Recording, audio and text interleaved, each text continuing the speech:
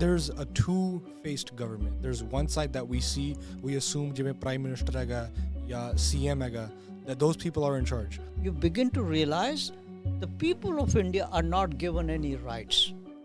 But then whose rights are these here? You begin to realize these are fundamental rights of the government of India, the government leaders. They can do anything to you. Any draconian law they make, it is in conformity with the Constitution. You end up getting nothing. You really end up with essentially zero rights. And that's how we get laws like ਜਿਹੜੀ NSA ਹੈਗੀ ਹੈ. Exactly. If you understand the meaning of secularism, then India is not secular. Not secular. If you understand the meaning of democracy, whether presidential or parliamentary, India doesn't fit that.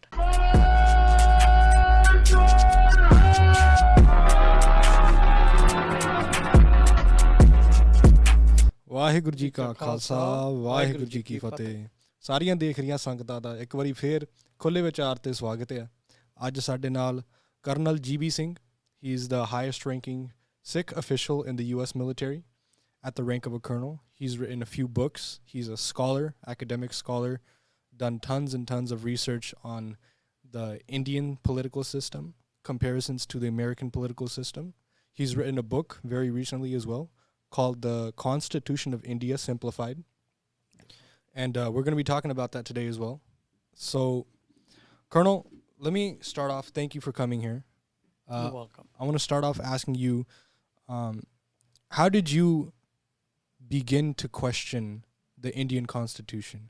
Because, I'll start off talking about this book and what I got from this book, because I've read parts of it. I haven't read the actual Indian Constitution, just because you guys can see it's almost, I think this is 11,000 pages worth of debates and different topics that try to explain the Indian Constitution.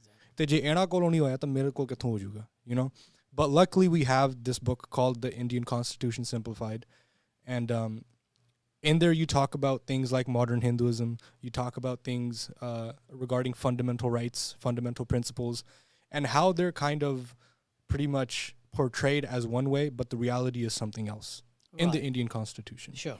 And so we'd love to talk to you about that today. All right. Let me go through where the seed of suspicion started. Bilkul. This is back in late 60s or early 70s. I don't exactly remember, but I was in the 10th grade, high school. High school. We had an election in Punjab, and Akali Dal won. Akali Dal, Shromani That Akali Dal. time, the other party used to be bigger one was Jan Sangh, which later on became BJP. Okay. Okay, but this is a time when Jan Sangh was the next candidate in elections. So Akali Dal won, and Shromani Akali Dal. So they went and created a government in Punjab under a chief minister called Gurnam Singh. Justice Gurnam Singh. Very highly educated man, very decent man. And then I don't remember exactly, but just a bit later, we heard the news that the government fell through, and now it is something like president's rule, something like that, or like emergency or something like that. So I was very young. You know, we used to go on a bicycle to school, and my friends, you know, would say, "Man, what happened here? We elected the government. We used to call it government of Punjab. But that was our mistake. Actually, it was not a government. But anyway, what happened here, if people of Punjab elected, then what happened? We found that out. Well, the reason the government fell through is because the leader of the Akali Dal party, was a guy named Sant Fateh Singh. We heard he withdrew his support.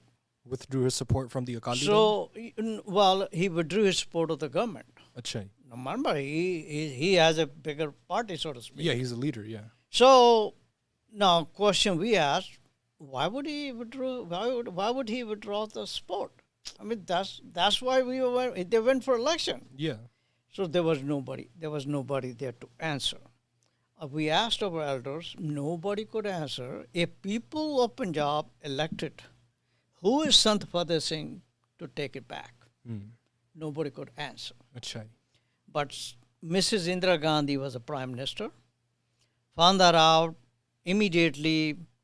Justice Gurnam Singh was made the ambassador, Indian ambassador to Australia, and he moved on. And he moved out immediately. Yeah. So, but at the time, we did not know, and as I said, number of us who were my class fellows, we could not answer it, and nobody else could. Our elders could not answer this inquiry. And as it turned out, let it go. So, but that thing was planted in my head. What happened here? What's going on? Yeah. What really happened? And it is only when I was in the United States, and I was in the Army at the time, United States Army, and the year is 1991. Now, by this time, I already finished my political education degree from University of Oklahoma. Now, I understood politics. I understand the documents and that kind of stuff. I found that out. Narasimha Rao, who became a prime minister in 1991. Narasimha Rao? Yeah. ठीक है. That he was a prime minister without being elected. Okay. And that triggered my inquiry. Jada Narasimha Rao, he was appointed, or how was he? We don't know. But at that time, all I knew was he was not elected. ठीक है. So if somebody is unelected to become a prime minister, it triggered that old seed in my mind. हाँ जी. How did this happen? Now, by this time, I already knew the importance of the Constitution. So I knew that India has a Constitution, which I had never read and which I had never seen before. So a friend of mine went to India, and luckily for me, he brought me the copy. Let me show you here. ठीक है. This is in 1996 edition. 1996. But he brought me 1991 edition, which exactly looked the same. It's printed. This is printed by the government of India. ठीक है.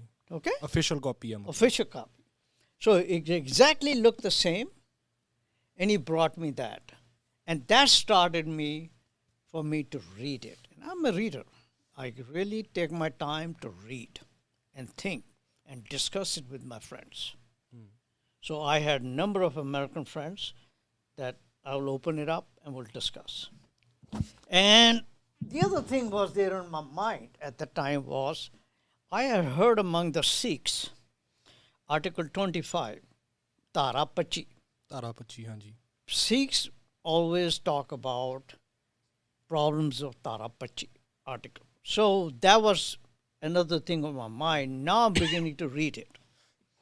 As I'm reading it, I have many, many more questions coming up. And I began to realize there are very serious problems here. But again, these were initial stages. This is my first initial reading is there serious problems here. And more I looked into it, the more I realized that among the Sikhs, I haven't seen anybody who has read this thing. Yeah. Why? Then I looked into non-Sikhs, and I began to realize that, I won't say all, but a whole bunch of non-Sikhs, educated people, have never read this either. Yeah. But we assumed that this is the world's largest democracy. Mm-hmm. We assumed that the government of India is elected because we have elections. Yeah. Automatically. We assumed that the fundamental rights, which are most so commonly enshrined in the constitutions of Western democracies, that this also guarantees those rights. So we assume these things without checking it. Or at least we assume that our ਜਿਹੜੇ ਸਾਡੇ ਪੜ੍ਹੇ ਲਿਖੇ ਨੌਜਵਾਨ ਹੈਗੇ ਆ ਉਹ ਘੱਟੋ ਘੱਟ ਪੜ੍ਹ ਰਹੇ ਆ. Well, nobody was read it before. We just all assumed. We just assumed that somebody out there would talk about it if there's something Who knows? wrong. Nobody checked it. Whether you can look at the young people or older people, educated people. No, they never read it. But ਆਪਾਂ ਇਹ ਵੀ ਕਹਿ ਸਕਦੇ ਨੇ. I mean, the question does arise is maybe the Constitution was written or presented in a way ਵੀ ਕੋਈ ਇਹਨੂੰ ਪੜ੍ਹੇ ਹੀ ਨਾ. Look, whatever way it's presented, ultimately it is still the fault of the people who are educated. Yeah, no, of course. ਫਰਜ਼ ਤਾਂ ਸਾਡਾ ਹੀ ਬਣਦਾ ਵੀ ਪੜ੍ਹਨਾ ਹੀ ਪੈਣਾ. Exactly. Yeah, this is not a prohibited item. This is not a banned item.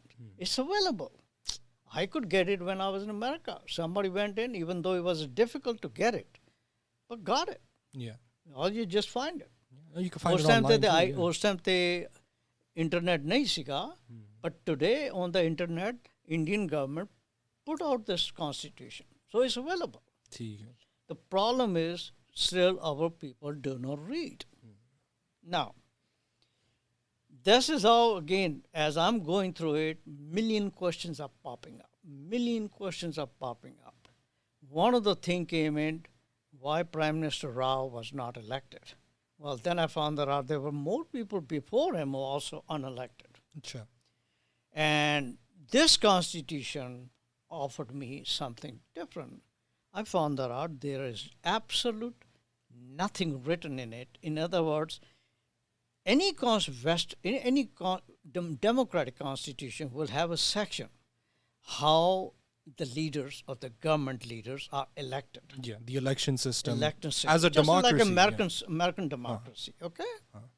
So I found in this Constitution of India, there's no such a thing. Okay. No election at all. There is no requirement for government of India to be elected before they occupy the office. Got it? Yeah.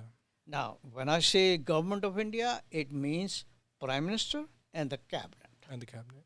That's what collectively is called the government of India, executive. Okay? So, judiciary is not a government. Legislature is not a government. According to the Constitution According to the Constitution. The only government is the Prime Minister and the cabinet. And all the power is vested. It's a centralized executive. And all the power is vested in him. That's where the power lies.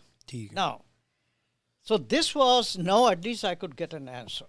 I can see why. Then my other question was, if there's no requirement for government of India to be elected, why are we calling it democracy? Why are we calling it a democracy? Yeah. That's a question. And no, again, there's no answer. Then I started looking into Article 25.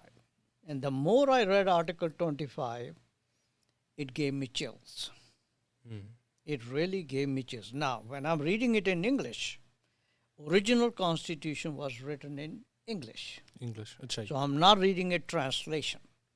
It is the original written words of the Constitution. Hindi and some other languages, they came afterwards. They were translated afterwards. Exactly. So the Constitution of India is written, the original language is English, correct? That's right. And so all these they were translated into Hindi and other languages afterwards? Yeah, all other regional languages came after. Hindi came right after, or sometime it was translated right thereafter. Okay. But other languages came much later. Now, Punjabi, I heard recently that now the Constitution is also available in Punjabi language. I have never read it, never seen it, but I've been told it's available.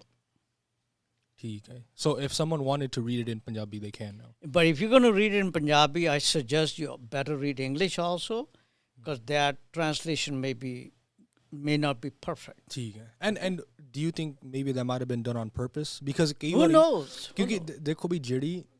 Who knows? Because I haven't read the entire Constitution. I've read bits and parts of it. I've read certain articles. And kitna kite ਕੋਈ ਇਹੋ ਜਿਹੀ language ਵਰਤੀ ਜਾਂਦੀ ਹੈ ਜਿਹੜੀ ਸਾਡੀ ਸਮਝ ਤੋਂ ਬਾਹਰ ਹੈ. They will throw in a word that will completely change the meaning. So could you talk a little about Article 25? Yeah, the Article 25 is part of the fundamental rights enshrined in the Constitution. It's called Part 3. Part 3? Part 3 of the Constitution is called fundamental rights. Now, it's supposed to be your fundamental rights. In a casual sense, you get the impression as if those rights, fundamental rights, human rights, those that should be part of democracy, they are there here in the Indian things like freedom of speech, freedom of religion, exactly. etc. So from Article 12 to Article 35 is what we call the fundamental rights. Fundamental rights. Part 3 of the Constitution. Part 3 of the Now, Article 25 is part of that. Okay? Now, when you begin to read, let's say Article 25, it says equality or practice of religion, something to that effect, that you're allowed to freedom of religion. Yeah, you're allowed to express your religion. Freedom of religion. Hanji. But when you really read it carefully in English, you begin to question. First thing is you get confused. Yeah. That what you used to think is not what you're reading. Yeah. But when you read more carefully, you say, my goodness, have a bad taste. Or then if you read even more carefully, you say, I got a lump in my throat. What am I reading? What is this? It was supposed to be a guarantee of freedom. Freedom of fundamental rights, freedom of to religion, so to speak. Yeah. But when you read it, it does not come across. The fact that it creates doubt. It creates serious problems. Serious problems. Then you say, okay, let me read other parts of the fundamental rights. As I said, from Article 12 to 35. And when you say, you read the whole thing and you reread it and reread it, you say, wait a minute, there is no guarantee of individual fundamental rights. None. It doesn't exist. No guarantee. Absolutely. So when there is no guarantee of fundamental rights, then what is this? Yeah. It's all fake then. It's fake. Exactly. Well, then after some more time, you begin to realize the people of India are not given any rights. But then whose rights are these here? You begin to realize these are fundamental rights of the government of India, the government leaders. They can do anything to you. Sure.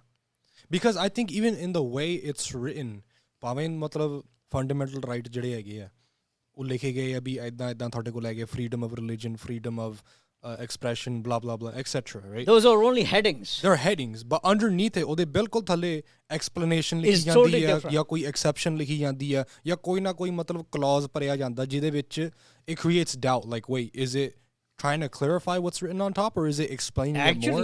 Actually, it not only creates doubt, it tells you very clearly you have no right. I'm leader. I'm giving you this right. Yeah. That's it. Yeah. It's conditional on me. And so, I mean, that obviously... So the devil is in the details. Yeah. No, the fine print is something we always need to... No, these are not even fine prints. It's right out there. Yeah, exactly. Yeah. It always begs the question, then who is actually in charge or who actually has the power, right? And that's a question at least I have a lot of people have. Baki, who's in charge, right? Who's pulling the strings? And in your book, I think a concept that really explains that is this concept of diarchy. Right? Diarchy. Diarchy ਜਿਹੜੀ ਹੈਗੀ ਹੈ ਵੀ ਇਹ diarchy ਹੈ ਕੀ? Spell it. So it's spelled D-Y-A-R-C-H-Y.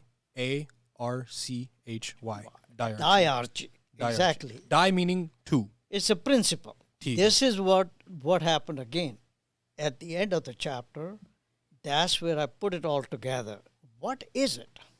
ਹੋਇਆ ਕੀ ਹੈ ਕਿ ਜਦੋਂ ਗੋਰੇ ਰਾਜ ਕਰਦੇ ਸੀ ਬ੍ਰਿਟਿਸ਼ ਰਾਜ ਜਿਹੜਾ ਸੀਗਾ ਬ੍ਰਿਟਿਸ਼ ਜਦੋਂ ਰਾਜ ਕਰਦੇ ਸੀ ਬ੍ਰਿਟਿਸ਼ ਇੰਗਲੈਂਡ ਦੇ ਵਿੱਚ ਉਹਨਾਂ ਦਾ ਆਪਣਾ ਕਨਸਟੀਟਿਊਸ਼ਨ ਸੀ ਮਤਲਬ ਕਿ ਰਿਟਨ ਨਹੀਂ ਟ੍ਰੈਡੀਸ਼ਨਲ ਕਨਸਟੀਟਿਊਸ਼ਨ ਉਹਨਾਂ ਦਾ ਆਪਣਾ ਪਾਰਲੀਮੈਂਟਰੀ ਸਿਸਟਮ ਸੀ ਪਰ ਜਦੋਂ ਕਾਲੋਨੀ ਨੂੰ ਰਨ ਕਰਦੇ ਸੀ ਉਹਨਾਂ ਦੇ ਰੂਲਸ ਡਿਫਰੈਂਟ ਸੀ ਸੋ ਰਾਜ ਦੇ ਰੂਲ ਡਿਫਰੈਂਟ ਸੀਗੇ ਕਲੋਨੀਆਂ ਦੇ ਰੂਲ ਡਿਫਰੈਂਟ ਐਗਜ਼ੈਕਟ ਸੋ ਕਾਲੋਨੀ ਜਿਹੜੀ ਸੀ ਇੰਡੀਆ ਬ੍ਰਿਟਿਸ਼ ਇੰਡੀਆ ਉਹਦਾ ਜਿਹੜਾ ਕਨਸਟੀਟਿਊਸ਼ਨ ਸੀ ਉਹ ਡਿਫਰੈਂਟ ਸੀ ਠੀਕ ਹੈ ਜਿਹੜਾ ਕਿ ਉਹਨਾਂ ਐਸ ਕੰਪੇਅਰ ਟੂ ਉਹਨਾਂ ਦਾ ਆਪਣਾ ਠੀਕ ਹੈ ਸੋ ਇੰਡੀਆ ਦੇ ਵਿੱਚ ਫੋਰ ਐਗਜ਼ਾਮਪਲ ਉਹਨਾਂ ਨੇ ਇੱਕ ਕਨਸਟੀਟਿਊਸ਼ਨ ਬਣਾਇਆ ਸੀ the government of India act 1935 ਠੀਕ ਹੈ ਨਾ ਠੀਕ ਹੈ ਉਸ ਤੋਂ ਪਹਿਲਾਂ ਵੀ ਐਕਟਸ ਆਏ ਆ ਵੀ ਨਾ ਕਰੂੰ ਗੈਟ ਇਨਟੂ ਦੈਟ ਸੋ ਉਹਨਾਂ ਨੇ ਇੱਕ ਸਿਸਟਮ ਬਣਾਇਆ ਸੀ ਜਿਹਨੂੰ ਕਹਿੰਦੇ ਡਾਇਆਰਚੀ simple means 2 levels of government. 2 levels of government. ਹੁਣ ਜਿਹੜਾ ਲੋਅਰ ਲੈਵਲ ਹੈ ਲੋਅਰ ਲੈਵਲ ਇਹਦੇ ਵਿੱਚ ਉਹਨਾਂ ਨੇ ਪਾਰਲੀਮੈਂਟ ਬਣਾਈ ਸੈਂਟਰ ਦੇ ਵਿੱਚ ਠੀਕ ਹੈ ਅਤੇ ਜਿਹੜੀਆਂ ਪ੍ਰੋਵਿੰਸਿਸ ਹੈਗੀਆਂ ਸੀ ਉਹਨਾਂ ਦੇ ਵਿੱਚ ਲੈਜਿਸਲੇਚਰਸ ਬਣਾਏ ਸੋ ਪੋਲੀਟੀਕਲ ਪਾਰਟੀਜ਼ ਜਿਹੜੀਆਂ ਤੁਸੀਂ ਇਲੈਕਸ਼ਨ ਦੇ ਨਾਲ ਤੁਸੀਂ ਬੰਦਿਆਂ ਨੂੰ ਇਲੈਕਟ ਕਰ ਸਕਦੇ ਹੋ ਠੀਕ ਹੈ ਜਿਹੜੇ ਸੈਂਟਰ ਦੇ ਵਿੱਚ ਹੋਣਗੇ ਉਹ MP ਹੋ ਜਾਣਗੇ ਤੇ ਜਿਹੜੇ ਸਟੇਟਸ ਵਿੱਚ members legislative assembly MLAs MLA ਠੀਕ ਹੈ ਨਾ ਠੀਕ ਹੈ ਸੋ ਇਹਨਾਂ ਨੇ ਸਿਸਟਮ ਬਣਾਇਆ ਹੁਣ ਲੋਕੀ ਜਿਹੜੇ ਆ ਉਹ ਕਹਿ ਰਹੇ ਆ ਕਿਉਂਕਿ ਲੋਕਾਂ ਨੂੰ ਅਲਾਉ ਕੀਤਾ ਜਾ ਰਿਹਾ ਤੁਸੀਂ ਵੋਟ ਪਾ ਸਕਦੇ ਹੋ ਯਾ ਸੋ ਦੇਖਣ ਨੂੰ if I may ਪਾਰਟੀਆਂ ਜਿਹੜੀਆਂ ਇੱਕ ਪਾਰਟੀ ਨਹੀਂ ਦੇ ਮਲਟੀਪਲ ਪਾਰਟੀ ਠੀਕ ਹੈ so this is something that as an American we can kind of compare to like ਸਾਡੀ ਜਿਹੜੀ election House of Representatives and Senate ਜਿਹੜੀ ਦੇਖਣ ਨੂੰ ਦੇਖਣ ਨੂੰ ਇਦਾਂ ਲੱਗੇ ਐਗਜ਼ੈਕਟਲੀ ਕਿਉਂਕਿ it make sense yeah of course ਹੁਣ the more important part is upper level ਠੀਕ ਹੈ ਗੋਰਿਆਂ ਦੇ ਟਾਈਮ ਤੇ ਜਿਹੜਾ ਅਪਰ ਲੈਵਲ ਹੈ ਉਹ ਹੁੰਦਾ ਸੀ ਵਾਇਸਰਾਏ ਤੇ ਉਹਦੀ cabinet Viceroy and the cabinet Viceroy was nominated by the British government or the Queen or the King or the Queen or the King okay whoever that may be so there they were directly appointed by them that's right ਠੀਕ now ਉਹਦੀ executive council ਸੀਗੀ ਉਹਦੀ cabinet so the Viceroy and the cabinet used to be the upper level no elections here no election only appointment ਠੀਕ ਹੈ ਨਾ so the power really resides here yeah not here not there ਥੱਲੇ ਜਿੱਥੇ election ਹੋ ਰਹੀਆਂ ਸਭ ਕੁਝ everybody's fighting against each other now they can debate the bills they can do all sorts of things ਨਹੀਂ ਗੱਲਾਂ ਤਾਂ ਜਿੰਨੀਆਂ ਮਰਜ਼ੀ ਮਾਰੋ but power resides here ਠੀਕ now ਹੋਇਆ ਕੀ after partition or even right before that is in December 1946 ਦੇ ਵਿੱਚ constituent assembly ਬਣੀ ਠੀਕ ਹੈ consistent ਉਹਨਾਂ ਨੇ decide ਕਰ ਲਿਆ ਸੀ they were going to leave so according to the cabinet mission ਇੱਕ constituent assembly ਬਣੀ ਇਹਨਾਂ ਦਾ purpose ਸੀ ਨਵਾਂ constitution ਬਣਾਉਣਾ ਠੀਕ ਹੈ so it started on 9th December 1946 and then came 1947 August when the partition actually happened. And the Constituent Assembly continued until the last date is 26 November 1949. And then 26 January 1950, it came into force. 1950 is when the Constitution went into effect. Exactly. Okay? That's 26 January. But on 24th, the people there who signed it. Signing. So there was a drafting committee? There was a drafting committee. There were a number of committees and subcommittees. Okay. One of them was a drafting committee. Okay. Got it? Now, so what happened here, that these people sat there for roughly 300 some people, okay, roughly. They sat there for roughly 3 years. Achha. So what did they do? Oh, the government of India 1935, they basically copied that thing and brought it into the new Constitution of India. ਜਿਹੜੀ British Raj ਦੀ ਮਤਲਬ British Raj ਜਿਹੜਾ 19 Government of India 1935 Act ਸੀ ਨਾ, ਹਾਂਜੀ, structurally they copied that thing and brought it into the new Constitution. So they essentially just put it onto paper. That's right. Essentially, with little tweaks here and there. Structurally. Yeah. And that's where hera feri fir uthi go. Not hera feri, but you have to ask the question, but 3 saal kaadali baithe rahe. This could have been done within 2 weeks. Yeah. 3 weeks. No, but it begs the question, is it actually an independence then? Well, that's right. Exactly. Then they added something different. Added on to it. And also part 3, which I told you, fundamental rights.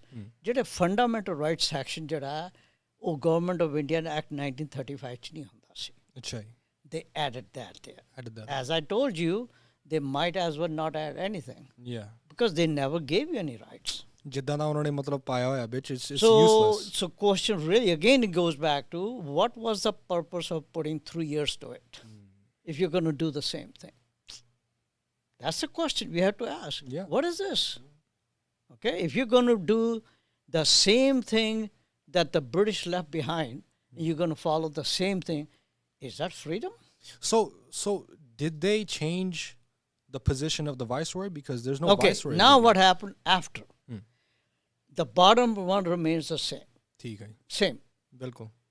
Now viceroy is gone. His executive council is gone. The Queen is gone. The King is gone. The British government is gone. Got it? They replaced that structure with the Prime Minister and the Cabinet. That becomes the new government. Achha. And then to make it more complicated, they put an office of the President and a Vice President. So they try to copy that from the American. system, there was no need to do that. It really serves no purpose. Because now you have a prime minister, yeah, you have a home minister, exactly, you have all the cabinet level. everything, okay? And then you also have a president. So and vice they president. created this structure that is supposed to function the way the viceroy used to function. Now, you would think that in a new system they will put a requirement, because that's where the power is. Yeah. That this would be elected. Yeah, because that's what a democracy would be. Isn't it? Yeah. But yet the Constitution does not say anywhere a requirement for a government of India to be elected first before you occupy office. Just like Prime Minister Manmohan Singh, who was a Prime Minister from 2004 to 2014, 10 years, unelected. And there are some more before that. You mentioned Now, question again, we all need to ask, what is this? Why are we going for elections at every time you look at India, there's some election going on? Koi na koi election chal rahi hai, yeah. Why? Same thing goes at the state level. Let's say Punjab. Punjab has a governor. Punjab then has chief minister and his cabinet. So there's a governor of Punjab? Yeah. And underneath every him, state has a governor. Well, why would... And every union territory has a lieutenant governor. Do we know who the governor of Punjab is right now? I don't know the name. So he's not someone that is like openly known? No, he's openly known, but he's not elected. Jiਵੇਂ ਹੁਣ CM ਹੈਗਾ, right? We assume, as someone who looks at the structure because of we Punjab, assume that is our government. the CM is the government. That's where we fault. That is not a government. Theek. Government in Punjab is actually the governor. The governor of Punjab. He holds the executive power. He is also a member of the legislature, and he also holds the judicial nominations, everything. The power is in his hands, and he reports directly to New Delhi. Theek. Okay? He does not owe anything to the people of Punjab. And Punjab people have nothing to do with that guy. Theek. 1 second. You got it? Yeah. So this is a system, a colonial system, perfected by the British, and we just put it together back again. So there seems to be like kind of, I wouldn't say a puppet government, but there's a two-faced government. There's one side that we see, we assume jiਵੇਂ Prime Minister ਹੈਗਾ ਜਾਂ CM ਹੈਗਾ, that those people are in charge. But in actuality, there's, like, for example, I would assume the president is the person who appoints the Prime Minister now, right?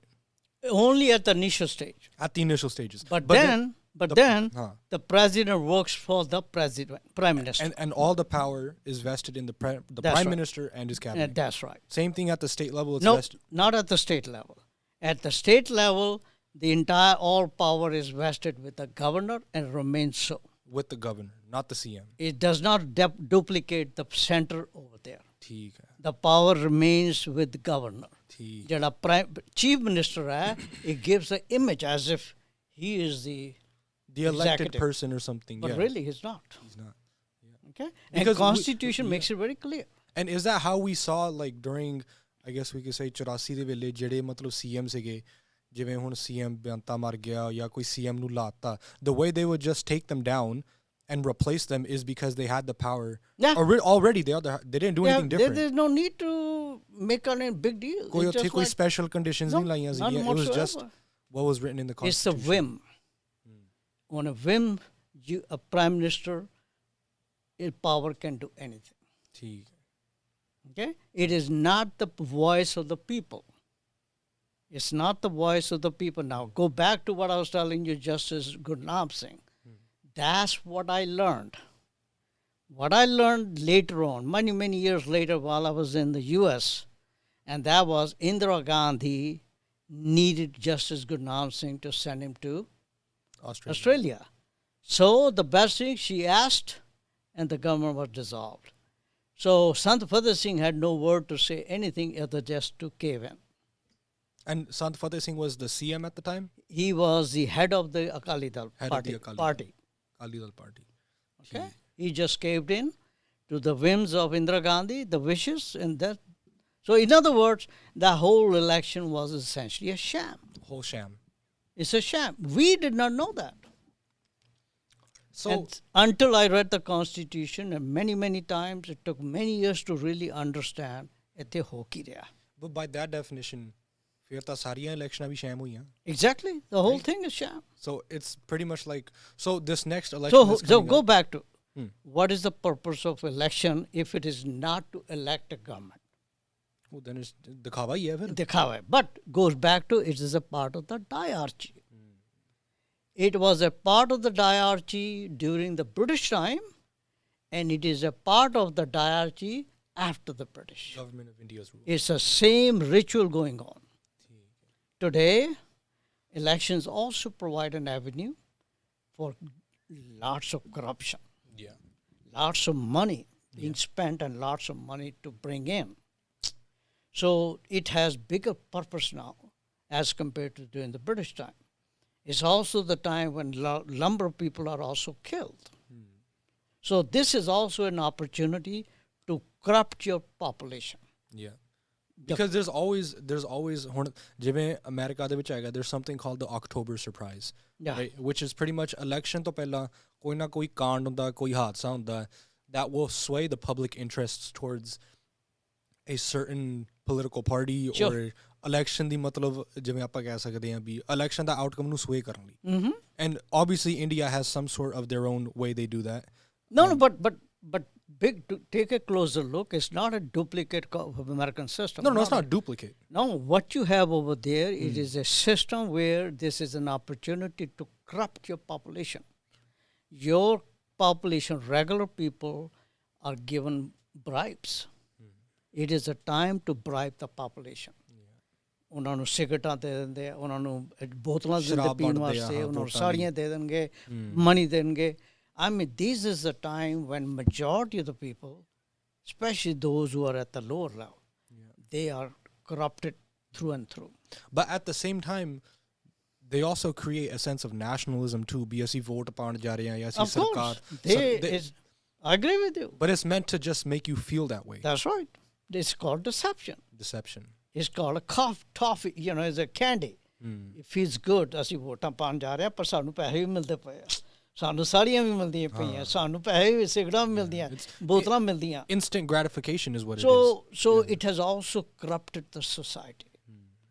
When a general rank and file is corrupted, who's going to question it? And that's what is going on in India. ਹੁਣ ਜੇ ਤੁਸੀਂ ਕਹੋ ਸਾਡੀਆਂ multiple parties ਸੀਗੀਆਂ, which is true. India has multiple parties, but they were there before too, before the British left. So there is really no change from that angle. It's still ideologically still the same. ਜਿਹੜੀਆਂ ਵੀ parties elect ਹੁੰਦੀਆਂ, there's not a change. It's the same system. The same people in same power. People or same ideas following the constitution that really doesn't give you anything. You're trapped in it. But you think it's a democracy. Or deception for It's a deception. It's a beautiful deception at work. So that ultimately answers the question, is India a democracy? No, it's not. The answer is no. It's not. Simple as that. And the proof is in the Constitution itself. Exactly, provided you read it. And that's why our people do not read it. That's our problem, our mistakes. Yeah. The people of India, especially educated, do not read the Constitution. The way the American system works, right, is the federal powers are split between three organizations: the executive branch, which is the White House, the president and his cabinet; the legislative, which is Congress. They decide laws, they pass bills, things like that. That is comprised of the Senate and comprised of the House of Representatives. Right. There's 435 representatives and about 100 senators. And then there's the judicial, which is known as the Supreme Court. In the American Constitution, you have a copy of it somewhere, right there. Right here. If you look at it now, I read it many years ago, the Articles 1, 2, and 3. I think, if I remember, Article 3 is the judiciary. The judiciary. Unelected. Unelected. Presidency is elected. The Congress is elected directly by the people. Yeah.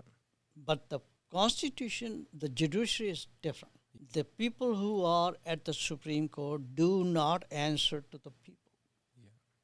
They're appointed. They are appointed. They go through the system. But once they are there, Their job is to hold on to the fundamental issues of the Constitution and render the justice. Yeah.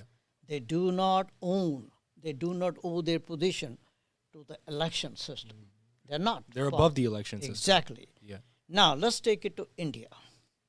Once you read the Constitution, what you find over there is a highly centralized state. That means executive runs the whole show. The parliament is actually not independent of the executive. The parliament, that is the comparison to the Congress of America? Lok Sabha and the Rajya Sabha. Lok Sabha and Rajya Sabha. Okay? They're basically there at the whim of, or at the opinion, or at the prestige of the Prime Minister and the Cabinet. They are there to serve that purpose. Even though they are elected by the people, but they actually owe their position to the party boss. The party boss. Depending whoever the party boss is, because there are multiple parties. So they do not respond to the people's wishes. They own it to somebody else. Now, when it comes to India's judiciary, they are not independent either. Achai. They are not independent, and it makes it very clear in the Constitution that their job to make judiciary work independently is also in the hands of the administration, which is Prime Minister. So they are already at a lower level, already at a control level. Okay? Yeah. So this is why often you see it in my book also. If Supreme Court renders some part of the Constitution invalid, it doesn't mean it will be invalid. Achai. It will be up to the Prime Minister and the Cabinet, and they decide not to be invalid, well, then it remains a part of the Constitution. And we have it in the system where there are two places where the Supreme Court made invalid some portions of the fundamental rights, but they're still there. They're still there. Yeah. So we, on a superficial level, it says the same thing. Oh, we have our parliament, we have our Supreme Court, just like in America. Yeah. But not really. And an example of that we could see, something that I did read is Article 22, right? It says pretty much that a person can be arrested, but they have to be presented in front of a magistrate within 24 hours. Right. Kaanoon aaga India da. Right. But then underneath it, it's given an exception or an explanation saying that the state can pass whatever law they deem fit to arrest someone without any cause and indefinitely. In other words, any draconian law they make, it is in conformity with the Constitution. You end up getting nothing. Yeah. And you really end up with essentially zero rights. And that's how we get laws like Judi NSA Exactly. or things like that. There's so many different draconian laws they have made. And people of India really have no choice. Yeah. They cannot fight against it because people of India have been given this lollipop that they think they are going for elections and they elect their government, which in reality is a false. So if anything, you should be fighting or protesting the Constitution, not any political party. Exactly. It's the Constitution is the real enemy of the people of India. Okay? And it was ultimately, this is another concept we want to get to, it was ultimately drafted with the blessings of Mahatma Gandhi. That's right. And other, what we could say, modern Hindu, not original Hindu, but modern Hindu preachers. Well, modern Hinduism is a term that I had to coin because when I was studying all this phenomena, I had to understand what really happened. Yeah.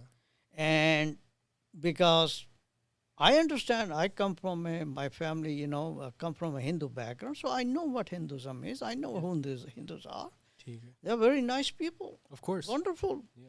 So I could not understand why Indian leaders are using the word Hindu from angles which are totally different than what I had learned.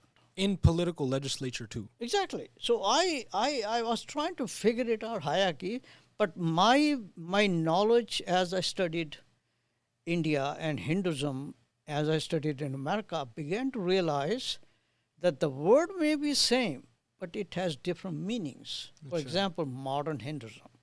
And that is as compared to, let's say, traditional Hinduism. ਠੀਕ ਹੈ That is the Hinduism that Guru Nanak saw. The word Hinduism is coined in 1811. 1811 Long after the time of the Sikh Gurus. yeah The word Hinduism did not exist during the time of the Sikh Gurus. For example, it was coined in 1811 ਠੀਕ ਹੈ during the time of the British. okay Now, question always is that during this time, there is a change in Hinduism as Sikh Gurus saw it, ਅੱਛਾ as our elders saw it. Okay? like a reform almost It began to change. It began to change and began to tweak little by little, little by little, little by little. By the time the British left, there is a whole new change, whole new variety comes up, which my forefathers, Hindu forefathers, would not recognize this. This is different. yeah Those simple people, those innocent people will not recognize this.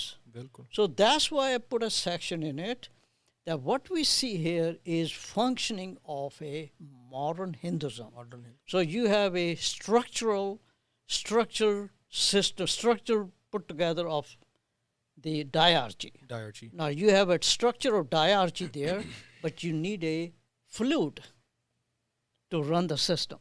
yeah The Gore chale gaye, the British are gone. So that glue, that fluid that goes through the whole system is what we call modern Hinduism. ਠੀਕ ਹੈ And I've given a section in it what that modern Hinduism is. ਠੀਕ ਹੈ One of the features of modern Hinduism you also see elements of fascism. fascism You also see elements of communism.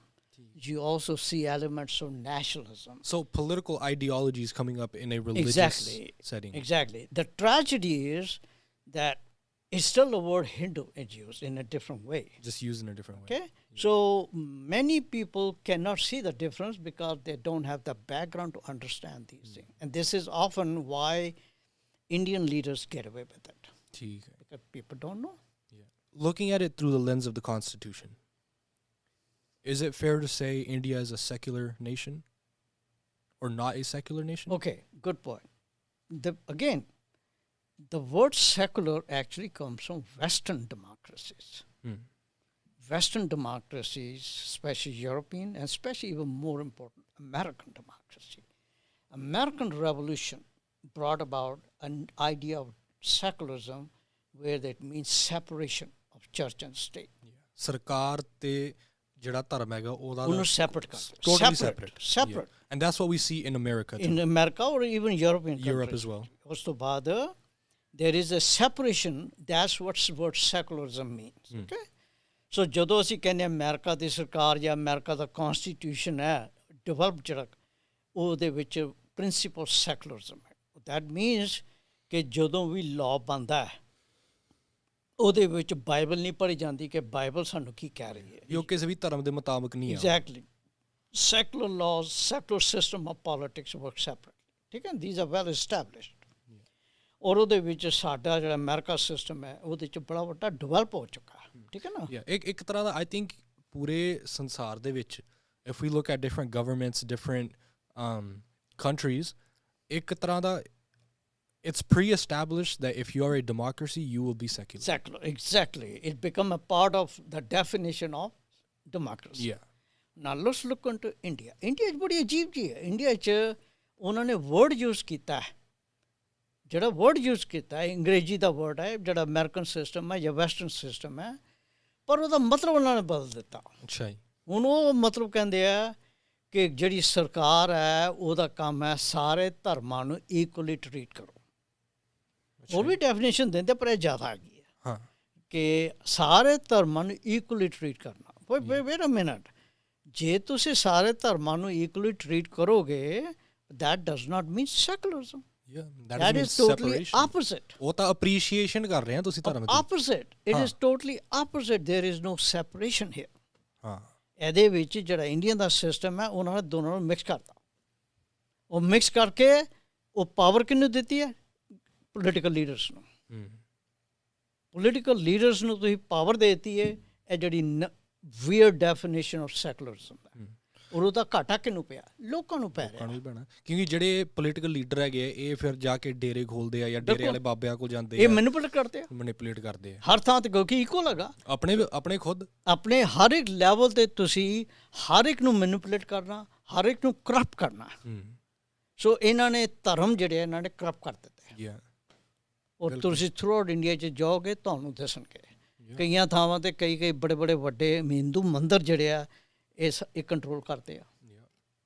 ਜਿੱਥੇ control ਨਹੀਂ ਕਰਦੇ ਇਹਨਾਂ ਨੇ ਹੋਰ ਨਵੇਂ ਤਰੀਕੇ ਲੱਭ ਲਏ, ਡੇਰਾਬਾਦ ਜਿਹਨੂੰ ਕਹਿੰਦੇ ਆ ਜਾਂ ਹੋਰ ਮਤਲਬ। ਸੋ ਇਹ ਜਿਹੜਾ ਵਰਡ ਆ ਸੈਕੂਲਰਿਜ਼ਮ, ਉਹਨੂੰ ਫਿਰ ਇਹਨਾਂ ਨੇ ਇੱਕਦਮ ਅਪਸਾਈਡ ਡਾਊਨ ਕਰਕੇ ਅਸੀਂ ਫਿਰ ਉਹਦੇ 'ਚ ਫਸ ਗਏ। ਸਾਡੇ ਲੋਕੀ ਚਾਰੇ ਫਿਰ ਫਸ ਗਏ, ਫਸਾ ਦਿੰਦੇ ਆ ਫਿਰ ਬੰਦੇ ਲੋਕੀ ਫਸ ਜਾਂਦੇ ਆ। ਕਿਉਂਕਿ ਦੇਖੋ ਲੋਕਾਂ ਨੂੰ ਨਹੀਂ ਪਤਾ ਚੱਲਣਾ, ਲੋਕਾਂ ਨੂੰ ਨਹੀਂ ਪਤਾ ਕਿ ਇਹ ਜਿਹੜਾ ਸਿਸਟਮ ਬਣਾਇਆ ਕਿਸ ਤਰ੍ਹਾਂ ਗਿਆ, ਔਰ ਇਹ ਸਿਸਟਮ ਲੋਕਾਂ ਦੇ ਜਿਹੜਾ ਲੋਕਾਂ ਦਾ ਵੈਲਫੇਅਰ ਹੈ ਨਾ ਉਹਦੇ ਅਗੇਂਸਟ ਕੰਮ ਕਰ ਰਿਹਾ। It's a system that was created to be exploited. Exactly. So ਜਿਹੜਾ ਇਹ secularism ਦਾ topic ਹੈਗਾ, it's in reality we know that is not a secular state. Of course There's a lot of influences. देखो, as if you understand the meaning of secularism, then India is not secular. Not secular. If you understand the meaning of democracy, whether presidential or parliamentary, India doesn't fit that. In either of those. If you understand the meaning of fundamental rights, India doesn't fit that. So in every facet of it, when you look into carefully, India doesn't fit anywhere. Provided you only have to read the Constitution carefully. ਜੇ ਤੁਸੀਂ ਕਿਤੇ ਪੜ੍ਹਨਾ ਨਹੀਂ ਹੈ, ਨਾ ਪੜ੍ਹਨਾ ਤੇ ਨਾ ਪੁੱਠੀਆਂ ਗੱਲਾਂ ਝੂਠੀਆਂ ਸੁਣਨੀਆਂ, then you're going to continue to make mistakes. Yeah. That's why ਇਹ ਜਿਹੜਾ ਕਿਤਾਬ ਹੈ, it is so important to read it. ਦੂਜੀ ਇੱਕ ਹੋਰ ਗੱਲ, ਇੰਡੀਆ ਦੇ ਵਿੱਚ ਬੜਾ ਰੌਲਾ ਪਾਉਂਦਾ ਔਰ ਇੰਡੀਅਨਸ ਬੜੇ ਰੌਲਾ ਪਾਉਂਦੇ ਆ ਕਿ ਇਹ ਕੌਨਸਟੀਟਿਊਸ਼ਨ ਡਾਕਟਰ ਅੰਬੇਦਕਰ ਨੇ ਲਿਖਿਆ, ਜਿਹੜਾ ਜੋ ਕਿ ਮੰਨਿਆ ਜਾਂਦਾ ਵੀ ਦਲਿਤਾਂ ਦਾ ਇੱਕ ਲੀਡਰ ਸੀਗਾ। ਠੀਕ ਹੈ ਨਾ, ਇਹ ਵੀ ਝੂਠ ਹੈ। ਅੱਛਾ ਜੀ। ਡਾਕਟਰ ਅੰਬੇਦਕਰ ਨੇ ਇਹ ਕੌਨਸਟੀਟਿਊਸ਼ਨ ਨਹੀਂ ਲਿਖਿਆ। ਡਾਕਟਰ ਅੰਬੇਦਕਰ ਨੇ ਨਾ ਲਿਖਿਆ, ਨਾ ਉਹ ਇਹਦਾ ਆਰਕੀਟੈਕਟ ਸੀ, ਨਾ ਇਹਦਾ ਚੀਫ ਆਰਕੀਟੈਕਟ ਸੀ, ਨਾ ਇਹਦਾ ਪ੍ਰਿੰਸੀਪਲ ਸੀ। ਠੀਕ ਹੈ, ਉਹ ਤੁਹਾਡੀ ਕਿਤਾਬ ਦੇ ਪਿੱਛੇ ਫੜੋਗੇ। Let me say this quote real quick. Yes. By B.R. Ambedkar. It's from September 2nd, 1953, Rajya Sabha. So this is 3 years after the Constitution was implemented. Came into being. He says, and this but he was a member of Rajya Sabha. That means he had resigned by this time the government of Nehru. Prime Minister Nehru. He was the first prime minister. And he was, no, yeah, but he was the first law minister. Achha. ਜਦੋਂ constitution ਬਣਿਆ, doctor Ambedkar was a law minister. ਠੀਕ ਹੈ। So he resigned that somewhere around in September October 1951। ਠੀਕ ਹੈ। ਸੋ 52 ਦੇ ਵਿੱਚ when he lost the Lok Sabha election, somewhere in that before that I can't remember, he got nominated to Rajya Sabha. So while he was in Rajya Sabha, he made that statement. And this statement, the statement read that says, very carefully. Sir, my friends tell me that I have made the Constitution, but I am quite prepared to say that I shall be the first person to burn it out. I do not want it. It does not suit anybody. Now, B.R. Ambedkar. Now, having said that, if he had ever written this Constitution, he would not have ever said that. Bilkul. And that really, ਹੁਣ ਜਿੰਨੇ ਵੀ ਤੁਹਾਡੇ ਕੋਲ ਇੱਥੇ documents ਦਿਖਾ ਰਹੇ ਆ Constituent Assembly, I've gone through the whole thing. Not any one place one can come up with a conclusion that he is the maker of the Constitution. Not at all. Absolutely, yes. He was the chairman of the drafting committee. ਹੁਣ ਜਦੋਂ ਲੋਕੀ drafting committee ਕਹਿੰਦੇ, ਉਹਦੇ ਵਿੱਚ ਹੀ ਉਹ ਆਪਣੀ ਹਵਾਈਆਂ ਬਣਾ ਲੈਂਦੇ ਆ ਕਿ ਜਿਹੜਾ ਡਰਾਫਟ ਕਰ ਰਿਹਾ ਤਾਂ ਆਦਮੀ ਉਹਨੇ ਡਰਾਫਟ ਕੀਤਾ ਕੌਨਸਟੀਟਿਊਸ਼ਨ। ਵੀ ਇਹਦਾ ਕੋਈ ਹੱਥ ਸੀਗਾ। ਦੇਖੋ ਇਹ ਵੀ ਗਲਤ ਗੱਲ ਆ, ਕਿਉਂਕਿ ਸਾਡੇ ਲੋਕਾਂ ਨੂੰ ਅੰਗਰੇਜ਼ੀ ਦੇ ਵਿੱਚ ਮਿਸਯੂਜ਼ ਕੀਤਾ ਜਾ ਰਿਹਾ। ਇਹਦਾ ਜਿਹੜਾ ਪਹਿਲਾ ਡਰਾਫਟ ਸੀਗਾ ਉਹ ਬੀ ਐਨ ਰਾਓ ਨੇ ਬਣਾਇਆ ਸੀ। ਬੀ ਐਨ ਰਾਓ ਨੇ, ਉਹ ਕੌਨਸਟੀਟਿਊਸ਼ਨਲ ਐਡਵਾਈਜ਼ਰ ਸੀਗਾ। ਠੀਕ ਹੈ। ਉਹਨੇ ਬਣਾਇਆ ਸੀ ਪਹਿਲਾ ਡਰਾਫਟ। ਠੀਕ ਹੈ ਨਾ, ਉਸ ਤੋਂ ਪਹਿਲਾਂ ਜਿਹੜੀਆਂ ਕਮੇਟੀਜ਼ ਅਤੇ ਸਬ ਕਮੇਟੀਜ਼ ਨੇ ਆਪਣੇ ਆਪਣੇ ਵਿਊਜ਼ ਦਿੱਤੇ ਸੀਗੇ, ਉਹਨੇ ਕੰਪਾਇਲ ਕਰਕੇ। ਠੀਕ ਹੈ ਨਾ, ਸੋ ਇਹ ਕੰਮ ਉਹਨਾਂ ਦਾ ਹੈ। He comes into the picture a bit later. A bit later, okay? So one has to be careful. Now, he worked hard. ਇਹਦੇ ਕੋਈ ਸ਼ੱਕ ਨਹੀਂ, ਡਾਕਟਰ ਅੰਬੇਦਕਰ ਸਪੈਸ਼ਲੀ 3 ਰੀਡਿੰਗਸ ਹੋਈਆਂ, first, second and third. Second reading ਕੋਈ more than a year long C, and Dr. Ambedkar really worked hard. ਇਹਦੇ ਕੋਈ ਸ਼ੱਕ ਨਹੀਂ ਹੈ. And you know, with his health failing, he really worked hard. But that does not mean that he is the architect of the Constitution. So who is the architect then? Well, according to the Vice President of the Assembly at the time, T.T. Krishnamachari, at the end, there have been a number of Vice Presidents, but according to him, and he was a very influential man, Nehru and Patel are the two architects of the Constitution. Achha. He lays it out. He lays it out very clearly कि ये जड़ा Constitution है इन्हां दा काम है. Nehru and Patel. So ਤੇ ਇਹ ਜਿਹੜੇ ਦੋਨੋਂ ਹੈਗੇ ਇਹ ਦੋਨੋਂ ਮੰਨੇ ਜਾਂਦੇ ਵੀ ਗਾਂਧੀ ਦੇ ਸ਼ਾਗਿਰਦ ਸੀਗੇ. ਇਦਾਂ Gandhi. These are all children of Gandhi. ਠੀਕ ਹੈ ਨਾ. ਹੁਣ ਇਹਨਾਂ ਨੇ ਦੇ ਬੇਸਿਕਲੀ ਉਹ ਜਿਹੜਾ ਬ੍ਰਿਟਿਸ਼ ਕਨਸਟੀਟਿਊਸ਼ਨ ਸੀ colonial document ਉਹ ਅਡਾਪਟ ਕਰ ਲਿਆ. ਅੱਛਾ. ਉਹੀ ਸਿਸਟਮ ਅਡਾਪਟ ਕਰ ਲਿਆ. ਉਹਦੇ ਵਿੱਚ ਲੋਕਾਂ ਨੂੰ ਫੂਲ ਕਰਾਉਣ ਵਾਸਤੇ ਫੰਡਾਮੈਂਟਲ ਰਾਈਟਸ ਪਾਤੇ. Bingo. The deception is working. That's what happened here. And that's what ultimately Mahatma Gandhi wanted as well, right? Of course. I mean, he was a part of the system. I mean, you know, he was not there to protect the rights of the people. He was not there to bring about a democracy tool. And I think B.R. Ambedkar even spoke out against him as well, right? In the initial stages, initial years. Not during the time, this time. Achha. See, if you go by his writings and actions of 1920s and 30s, you can say Dr. Ambedkar was working for the benefit or for the protection of the untouchables. Yeah. But as you move into the 40s, he begins to change. Achha. He actually joined the Gandhians. B.R. Ambedkar? That's right. He joined them essentially. Achha. And he was essentially their pittu. He was their hack. By his own words. Yeah. I was a hack. He says it himself. Intentionally or unintentionally, maybe? Well, I mean, that's the question you have to ask him. Yeah. Okay? But I'm looking at the result. Of course, yeah. And then by that, somewhere the grapes became sour. So he left. And when he left, I think the President of India at the time, Rajendra Prasad, I think he was nice to him. He nominated him to the Rajya Sabha. This way he could have his koti, jadi government koti mili si. And he's there, and much of the time he never even came for debates in the Rajya Sabha. Sure. His health was going down, and essentially by December 7 or 6, I can't remember, 1956, he passed away. Okay? And he could, when he wrote, when the speech that you just read, his comment where he likes to burn it, he never actually burned it. He should have burned it, but he never did. Yeah, it would have been a really symbolic. He would have been. He would have taught the world. He would have taught especially his own followers that hey, this is a dangerous document. Yeah. And I think that's what he's trying to tell. This is dangerous document. He said it right, and you have to give him credit.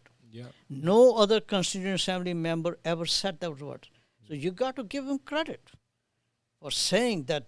Boy, this is a dangerous stuff here. He likes to burn it. I wish he had burned it.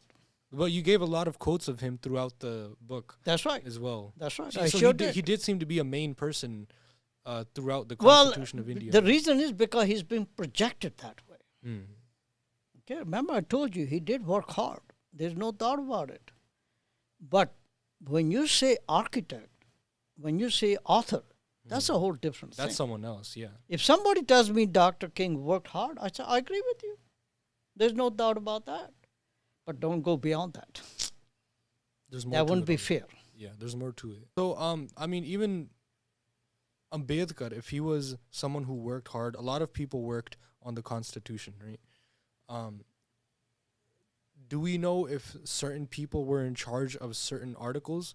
Like, for example, ਜਿਹੜੀ article 25 ਹੈਗੀ ਹੈ ਜਿਹਦੇ ਵਿੱਚ ਲਿਖਿਆ ਜਾਂਦਾ ਵੀ ਸਿੱਖ ਜਿਹੜੇ ਹੈਗੇ ਹਿੰਦੂ ਹੈਗੇ was there a certain person behind that? Was it done on purpose? Well, let me give you a little background. ठीक है. There was a committee, advisory committee. It has a subcommittee on fundamental rights. There was a first subcommittee on minorities, and there were two more subcommittees. But they are the ones who came up with the basic rules of freedom of religion. Okay? So it all worked out very well. The constitutional advisor made the first draft, as I told you, and then it went through 3 readings. 3 readings. The first reading, there's no change. Second reading, what was later on became Article 25, it went through a debate. Achha. And there was no mention of Sikhs being Hindus. No there one was talked no about mention of Buddhists being Hindus. No one talked There about was no mention of Jains being Hindus. There was never a question on that. But were Jains, Sikhs, and Buddhists, did they have the ability to talk about it? Well, if there was a question raised, see, if this is an issue, but first thing, there were no Jains in the assembly. There were no Buddhists that I know. Yes, there were 6 or 7 Sikhs there. A lot of them from Congress Party. There were 2 from the Akali Dal. Okay? Now, if the issue was raised, they would have talked about it. Anybody would have talked about it. Yeah. But this was never an issue. So the issue was never raised? Never. Okay, it did not exist. When something does not exist, then why to raise it? There was no need to raise.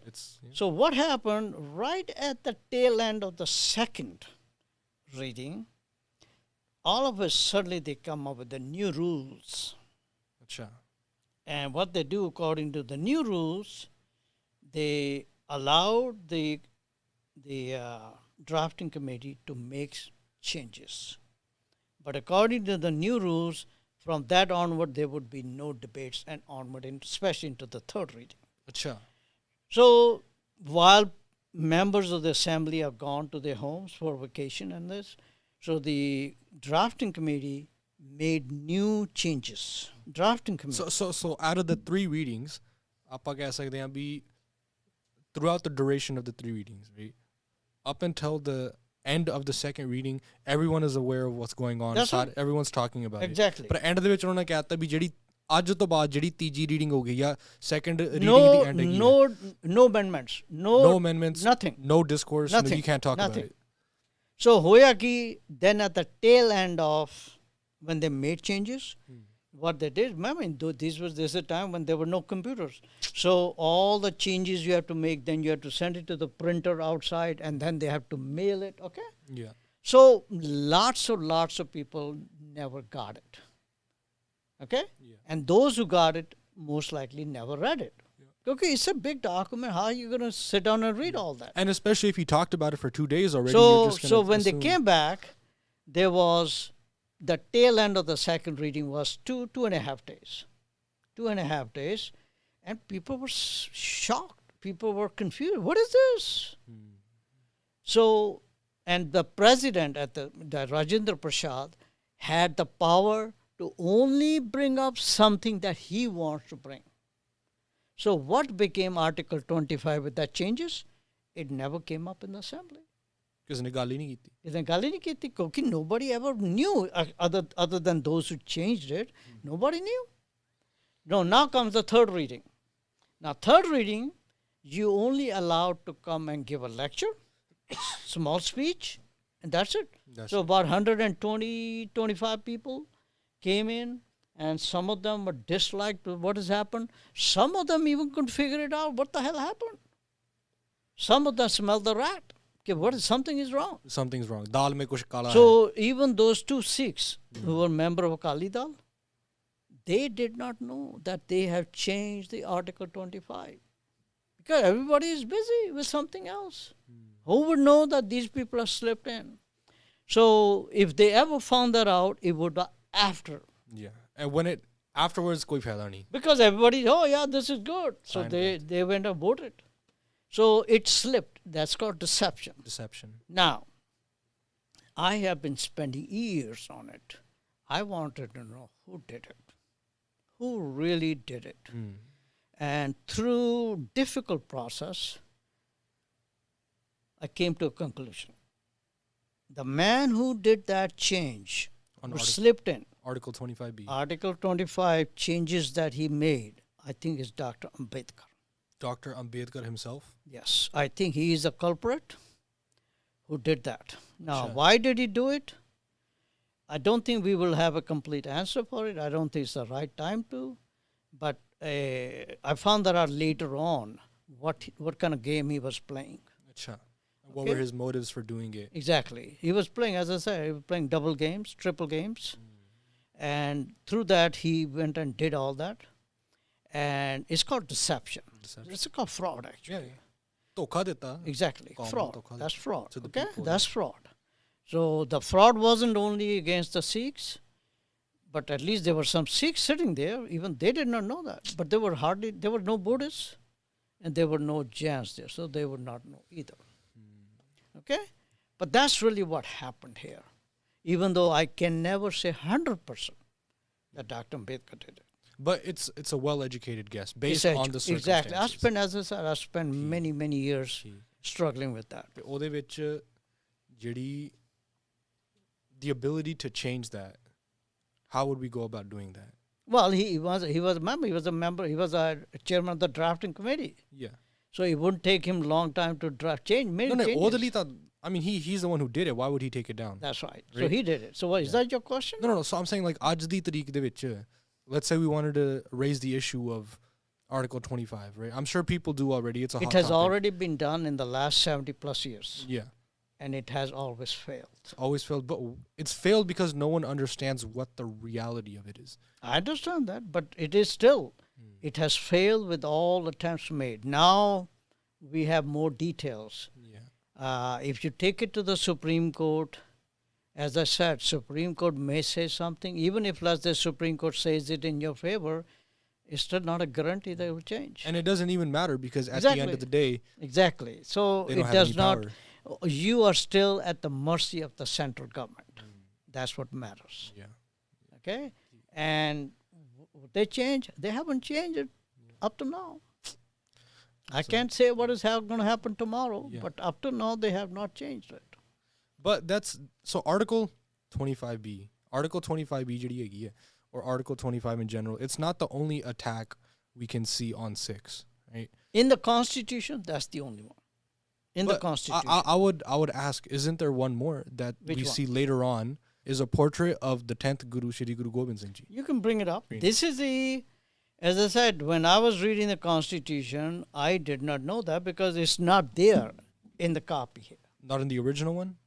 No, these photos are not there in this Constitution. So where are these photos then? What happened is when the Constitution was made, they wanted to beautify it. And they selected somebody, there was Mr. Bose in Calcutta, Bengal. Okay. They asked him to beautify it. And the beautification is they went through the history of South Asia or India or Bharat. Or the territories of India. Exactly. Through the eyes of a Hinduism. Through the eyes of a Hindu. Okay. That's important though. So when it came down to Islamic period, they decided that in right next to Guru Gobind Singh's photo or portrait is Shivaji. Shivaji Maratha. So they put it together there. And Shivaji Maratha no Sikh was ever asked, not consulted. No, nobody even knew about it. Okay? It's just that thanks to Mr. Modi's law minister at the time, 2017, if I remember it, he is the first one who brought that original document from helium vault in the parliament, and he started to show these. That's when I found that out. Wait a minute, where are these photos coming? Pictures coming? But why? What reason? Or how did they portray him? From a Hindu nationalist perspective. Remember I told you the word modern Hinduism? Yeah. You got to know what modern Hinduism is. It is reassessment of their past. So when you look at the past, you interpret with your own thinking. So they want to show, the Hindu nationalist wants to show this great 10th Guru safeguarded the Hindus by fighting a war against the Mughals. The Mughal invaders or exactly. whatever. So now they want to put that image that he is a defender of the faith. Yeah. The Hindu faith. Okay? Or at least portray that ਜਿਹੜੇ Sikh ਹੈਗੇ ਆ, they're always there for the protection of the Hindus. So you understand, it fit with it. It fit right. It fits the narrative. It fit the narrative. Exactly. Yeah. Okay. But is that actually the case? I mean, even of course not. In the book, you also mentioned that it was the Hindu ਜਿਹੜੇ ਪਹਾੜੀ ਰਾਜੇ ਹੈਗੇ ਆ, they were the first people to attack. Oh, I agree. That none of that matters. But according to the Hindus, right, they're not going to talk about that. No, they're not going to talk about it. You have to see what fits the narrative and change the history if possible. The history has to be looked from a different angle. History has to be manipulated. History is not what is purported to be real history. History has to be manipulated to a new ideology. And which I told you, the new ideology is modern Hinduism. And that goes back to deception and how Exactly. they used deception over and in over that again. in that way, it has not served the majority of the Hindus. It has not served the Sikhs, the Buddhists, and Jains. The it real has people, really not the real served people, them. yeah. Okay, they all fallen prey to this new ideology, and that's what my book brings out. What is this modern Hinduism? I wish there's another better word, where the word Hindu is not there. It's some other term. Yeah, because it's not really associating it to the traditional. Exactly. It's a whole new type of it's ideology. Something different and something more dangerous. Yeah. It's more dangerous. Yeah. Okay. So that's something, as I said, it is extremely dangerous to the welfare of the Hindus, the Sikhs, Buddhists, Jains, and as anybody actually. The real people of the land they call India. Exactly. Yeah. So this new ideology is actually choking us, and we are not being aware of it. So, I mean, akhir de vich, main hi puchna chaਹੁੰਦਾ, is there any message you have, people who are interested, or for the specific audience? Because I know not a lot of people are interested in this kind of stuff. Reading isn't for everybody. But ਜਿਹੜੇ ਬੰਦੇ ਸਿੱਖਣਾ ਚਾਹੁੰਦੇ ਆ, the people that want to know the reality, what would you tell them about this? First thing is, if you don't have interest in it, let us not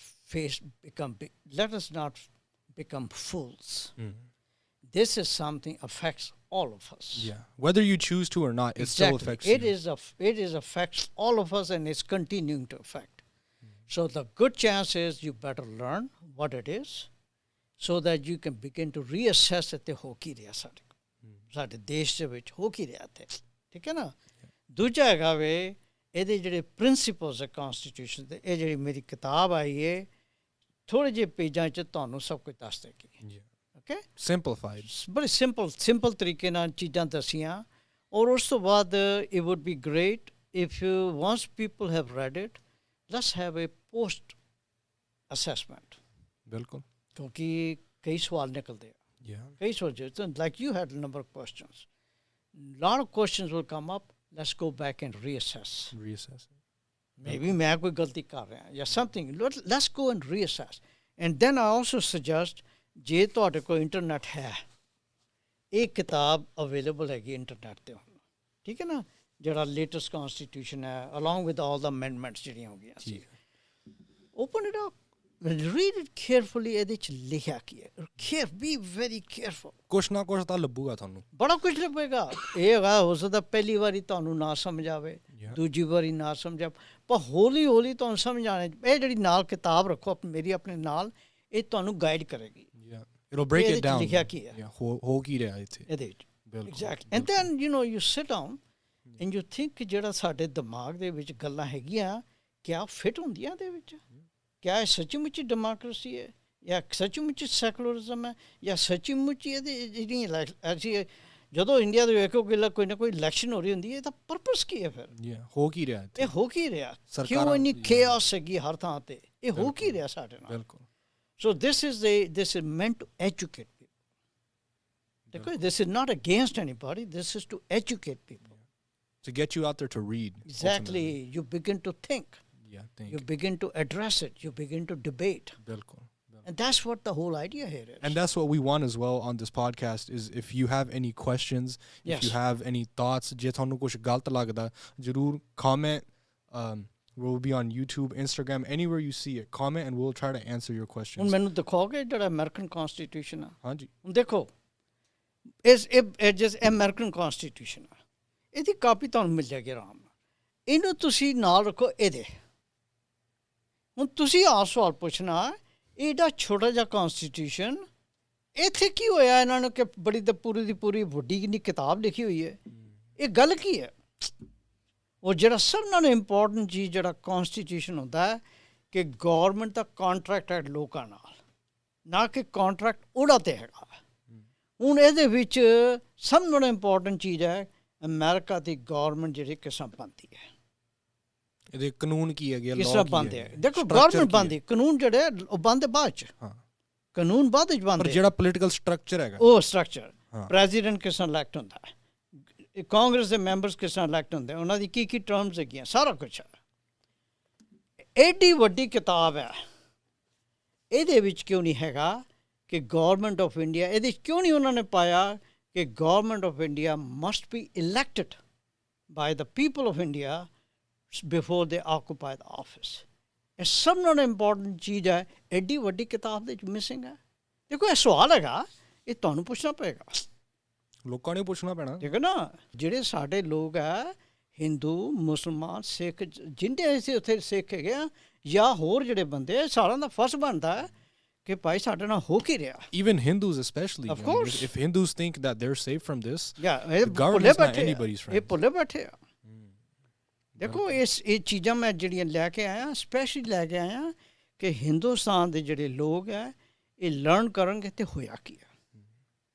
ਮੇਰੇ ਦੁਸ਼ਮਣੀ ਕਿਸੇ ਤਰ੍ਹਾਂ ਨਹੀਂ ਹੈਗੀ, ਮੇਰਾ ਪਿਆਰ ਉਸ ਮੁਲਕ ਦੇ ਨਾਲ, ਮੇਰੇ ਲੋਕ ਉੱਥੇ ਰਹਿੰਦੇ ਆ, ਪਰ ਸਾਡਾ ਫਿਰ ਵੀ ਫਰਜ਼ ਬਣਦਾ ਕਿ ਸੱਚ ਨੂੰ ਤਾਂ ਅੱਗੇ ਲੈ ਕੇ ਆਈਏ, ਹੋਇਆ ਕੀ ਹੈ, ਹੋਇਆ ਕੀ ਉੱਥੇ, ਠੀਕ ਹੈ ਨਾ। ਉਹਦੇ ਵਾਸਤੇ ਹੋਮਵਰਕ ਬੜਾ ਕਰਨਾ ਪਿਆ ਮੈਨੂੰ, ਪਰ ਐਟਲੀਸਟ ਲੱਭ ਲਈਆਂ ਸੀ ਜਗ੍ਹਾ ਤੇ ਜੋ ਹੋ ਕੀ ਰਿਹਾ। ਬਿਲਕੁਲ। ਹੋਰ ਜੀ ਕੋਈ ਸਵਾਲ?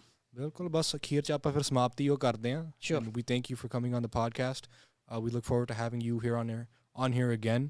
And ਇੱਥੇ ਫਿਰ ਆਪਾਂ ਸਮਾਪਤੀ ਕਰਦੇ ਹਾਂ ਜੀ। ਵਾਹਿਗੁਰੂ ਜੀ ਕਾ ਖਾਲਸਾ, ਵਾਹਿਗੁਰੂ ਜੀ ਕੀ ਫਤਿਹ।